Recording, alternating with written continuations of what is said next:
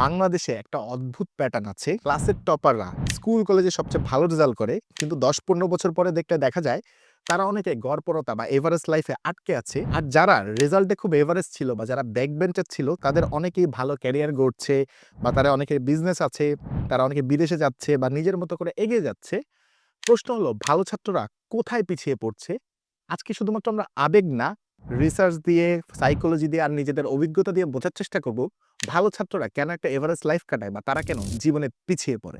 World economic ফোরামের অনেকগুলো রিপোর্টে বলছে ভবিষ্যতে চাকরি পাওয়ার ক্ষেত্রে কিংবা জীবনের ক্ষেত্রে সবচেয়ে গুরুত্বপূর্ণ স্কিলগুলো হচ্ছে critical thinking, decision making, communication আর অ্যাডাপ্টেবিলিটি। কিন্তু বাংলাদেশ সহ দক্ষিণ এশিয়ার শিক্ষা ব্যবস্থায় এইসব স্কিলগুলোকে কিন্তু পরীক্ষায় কিংবা স্কুল কলেজে রিওয়ার্ড দেওয়া হয় না।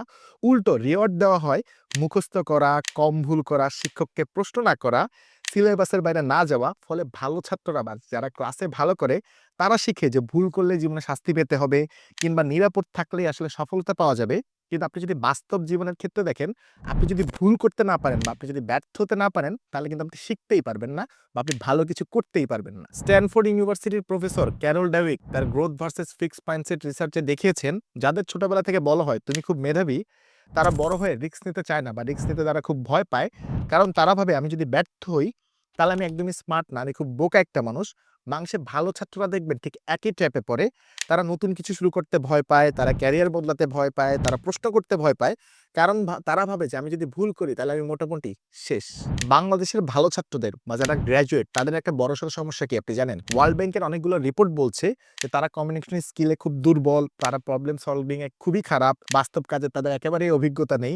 মানে তারা জানে পরীক্ষার খাতায় কি লিখতে হবে বা পরীক্ষার খাতায় কিভাবে ভালো নাম্বার পেতে হবে, কিন্তু জীবনের খাতায় কি করতে হবে বা বাস্তব জীবনে কি করতে হবে, সেই দিকে কিন্তু বাংলাদেশি গ্র্যাজুয়েট বা ভালো ছাত্রদের নলেজ খুবই কম। অথচ এভারেজ ছাত্ররা বা দুর্বল ছাত্ররা তারা ক্লাসে সব বুঝে না, পরীক্ষায় সবকিছু তাদের ঠিক হয় না, কিন্তু তারা একটা জিনিস খুব ভালো করে শেখে, সেটা হচ্ছে সার্ভাইভাল স্কিল।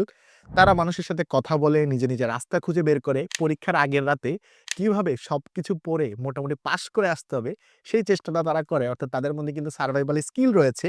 তারা ভুল করে, পড়ে যায়, আবার উঠে দাঁড়ায়। হার্ভার্ড বিজনেস রিভিউর একটা রিপোর্ট বলছে লিডারশিপ আর অ্যাডাপ্টেবিলিটি কোথায় সবচেয়ে বেশি তৈরি হয় জানেন? সেটা হচ্ছে আনসার্টেন এনভায়রনমেন্টে বা আনসার্টেন পরিবেশে। আর এভারেজ স্টুডেন্টরা সেই আনসার্টেন পরিবেশেই কিন্তু বড় হয়। দেখেন ভালো ছাত্র হওয়া কোনো সমস্যা না।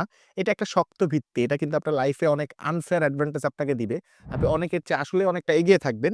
কিন্তু সমস্যা তখনই আসলে তৈরি হয় যখন ভালো ছাত্ররা মনে করে নাম্বারই আসলে সবকিছু বা পরীক্ষায় ভালো করাই আসলে সবকিছু। আজকের দুনিয়ায় ডিগ্রি কিন্তু খুবই দরকার। কিন্তু স্কিল ছাড়া ডিগ্রি কিন্তু পিস অফ পেপার বা এক প্রকার অচলই আপনি বলতে পারেন। যদি আপনি ভালো ছাত্র হয়ে থাকেন তবে আজ থেকে আপনি প্রশ্ন করা শুরু করুন। বিভিন্ন ধরনের স্কিল শিখুন, ভুল করতে শিখুন, বাস্তব সমস্যার আপনি মুখোমুখি হন। কারণ জীবন পরীক্ষায় কিন্তু নাম্বার দেয় না, ভ্যালু দেয়। আর হ্যাঁ, আপনি কি জীবনে ভালো স্টুডেন্ট ছিলেন, খারাপ স্টুডেন্ট ছিলেন নাকি এভারেজ স্টুডেন্ট ছিলেন? চাইলে সেটা আমাদেরকে কমেন্টে জানাতে পারেন।